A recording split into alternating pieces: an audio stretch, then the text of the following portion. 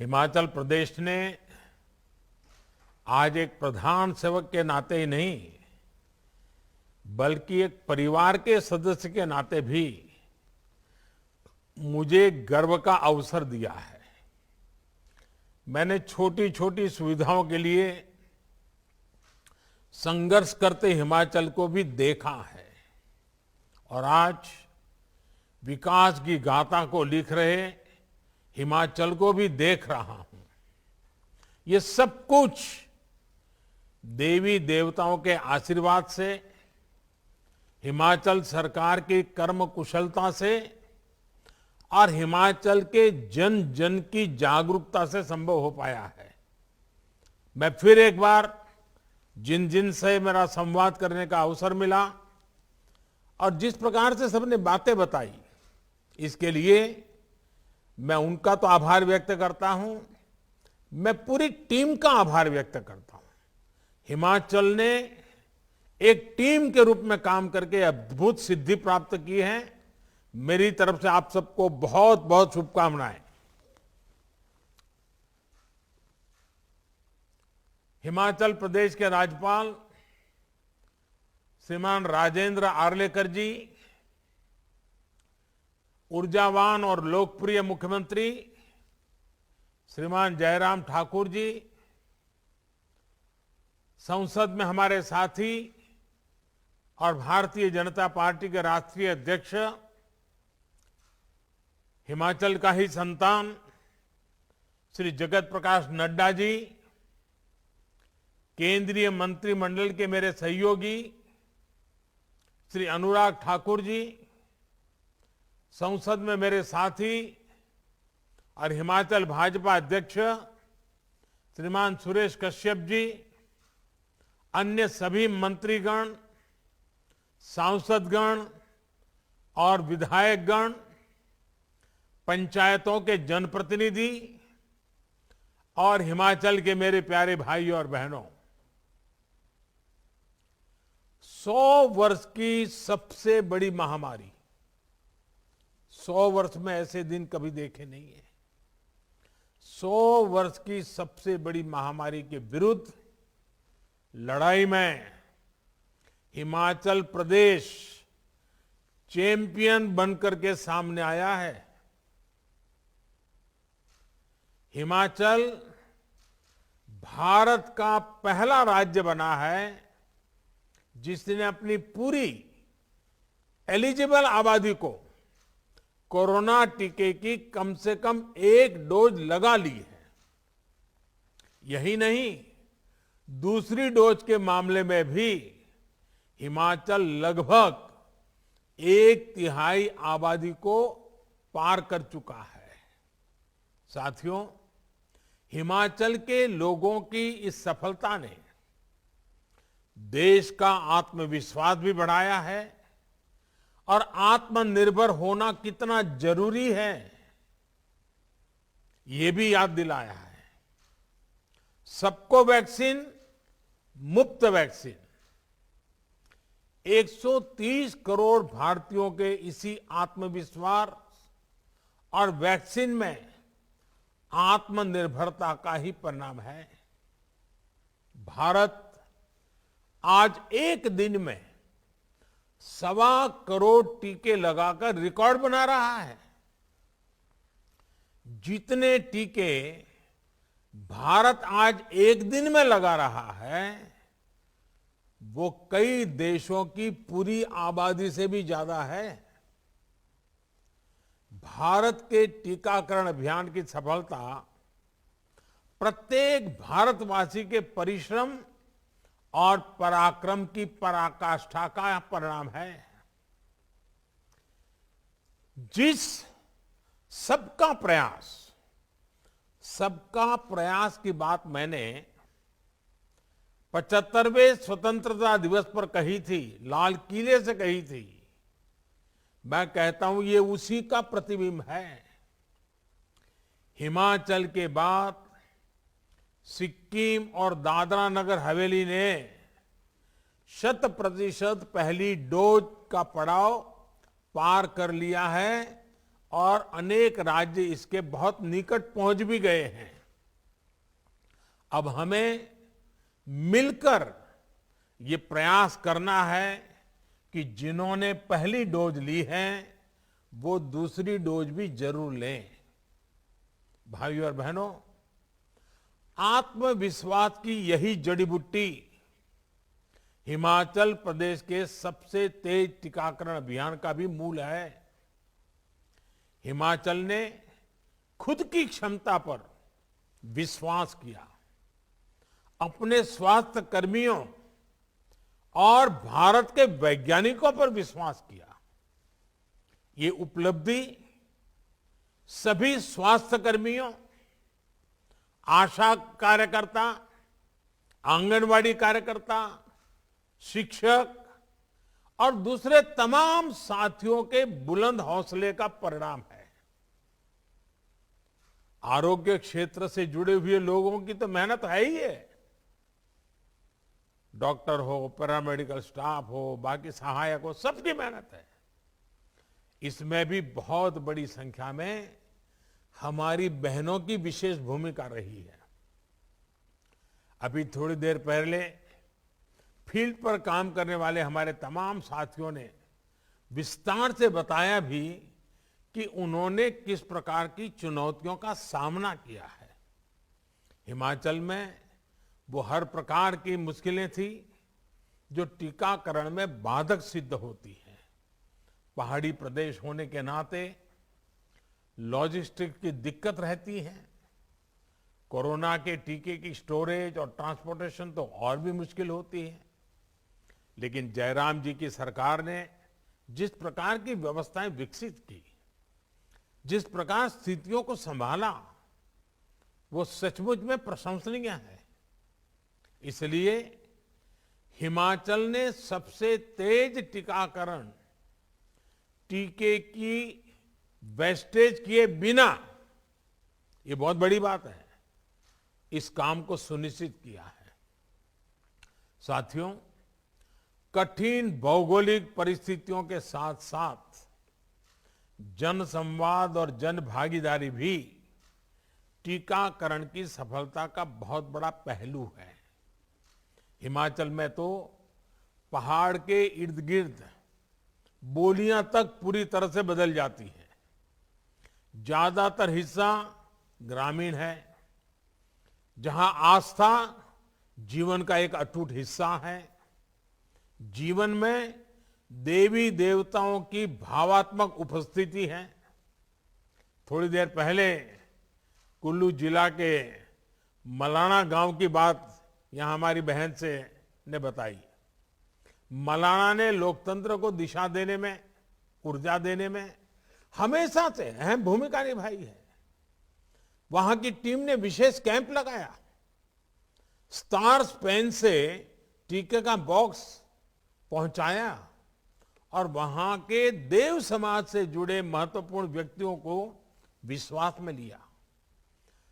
जन भागीदारी और जन संवाद की ऐसी रणनीति शिमला के डोडराकार, कांगड़ा के छोटा बड़ा भंगाल, किन्नौर, लाहौल स्पीति और पांगी भरमौर जैसे हर दुर्गम क्षेत्र में भी काम आई। साथियों, मुझे खुशी है कि लाहौल स्पीति जैसा दुर्गम जिला हिमाचल में भी 100% पहली डोज देने में अग्रणी रहा है। ये वो क्षेत्र हैं जो अटल टनल बनने से पहले महीनों महीनों तक देश के बाकी हिस्सों से कटा रहते थे। आस्था, शिक्षा और विज्ञान मिलकर कैसे जीवन बदल सकते हैं, ये हिमाचल ने बार बार कर दिखाया है। हिमाचल वासियों ने किसी भी अफवाह को, किसी भी अपप्रचार को टिकने नहीं दिया। हिमाचल इस बात का प्रमाण है कि देश का ग्रामीण समाज किस प्रकार दुनिया के सबसे बड़े और सबसे तेज टीकाकरण अभियान को सशक्त कर रहा है। साथियों, तेज टीकाकरण का लाभ हिमाचल के टूरिज्म उद्योग को भी होगा, जो बड़ी संख्या में युवाओं के रोजगार का माध्यम है। लेकिन ध्यान रहे, मास्क और 2 गज की दूरी का मंत्र हमने टीके के बावजूद भूलना नहीं है। हम तो हिमाचल के लोग हैं, हमें मालूम है स्नोफॉल बंद हो जाता है, उसके बावजूद भी हम जब चलने के लिए निकलते हैं तो बराबर संभल संभल करके पैर रखते हैं। हमें पता है ना, स्नोफॉल बंद होने के बाद भी संभल करके चलते हैं। बारिश के बाद भी आपने देखा होगा, बारिश बंद हो गई होगी, छाता बंद कर दिया, लेकिन पैर संभल के रखते हैं। वैसे ही इस कोरोना महामारी के बाद जो बातों को संभालना है वो संभालना ही है। कोरोना काल में हिमाचल प्रदेश बहुत से युवाओं के लिए work from home, work from anywhere इसका पसंदीदा डेस्टिनेशन बन गया। बेहतर सुविधाओं, शहरों में बेहतर इंटरनेट कनेक्टिविटी का हिमाचल को बहुत लाभ मिल रहा है। भाइयों और बहनों, कनेक्टिविटी से जीवन और आजीविका पर कितना सकारात्मक असर पड़ता है, ये इस कोरोना काल में भी हिमाचल प्रदेश ने अनुभव किया है। कनेक्टिविटी चाहे रोड की हो, रेल की हो, हवाई कनेक्टिविटी हो या फिर इंटरनेट कनेक्टिविटी, आज देश की ये सबसे बड़ी प्राथमिकताएं हैं। प्रधानमंत्री ग्रामीण सड़क योजना के तहत आज 8-10 घरों वाली बस्तियां भी सड़कों से जुड़ रही है। हिमाचल के नेशनल हाईवे चौड़े हो रहे हैं। ऐसी ही सशक्त होती कनेक्टिविटी का सीधा लाभ पर्यटन को भी मिल रहा है। फल सब्जी का उत्पादन करने वाले किसान बागवानों को भी स्वाभाविक रूप से मिल रहा है। गांव-गांव इंटरनेट पहुंचने से हिमाचल की युवा प्रतिभाएं वहां की संस्कृति को, पर्यटन की नई संभावनाओं को देश विदेश तक पहुंचा पा रहे हैं।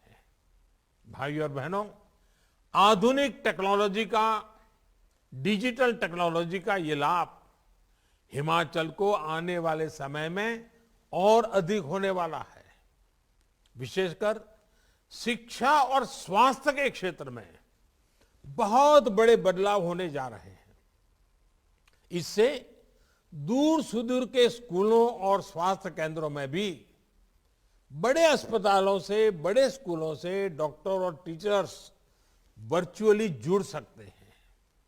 अभी हाल में देश ने एक और फैसला लिया है, जिसे मैं विशेष तौर पर हिमाचल के लोगों को बताना चाहता हूं। ये है ड्रोन टेक्नोलॉजी से जुड़े नियमों में हुआ बदलाव। अब इसके नियम बहुत आसान बना दिए गए हैं। इससे हिमाचल में हेल्थ से लेकर कृषि जैसे अनेक सेक्टर में नई संभावनाएं बनने वाली है। ड्रोन अब दवाइयों की होम डिलीवरी में भी काम आ सकता है, बाग बगीचों में भी काम आ सकता है और इसका इस्तेमाल जमीन के सर्वे में तो किया ही जा रहा है। मैं समझता हूं ड्रोन टेक्नोलॉजी का सही इस्तेमाल हमारे पहाड़ी इलाकों के लोगों का पूरा जीवन बदल सकता है।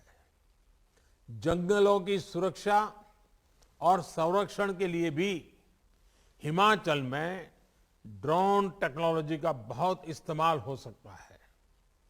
केंद्र सरकार की निरंतर ये कोशिश है कि आधुनिक टेक्नोलॉजी का ज्यादा से ज्यादा उपयोग सरकारी सेवाओं में भी हो।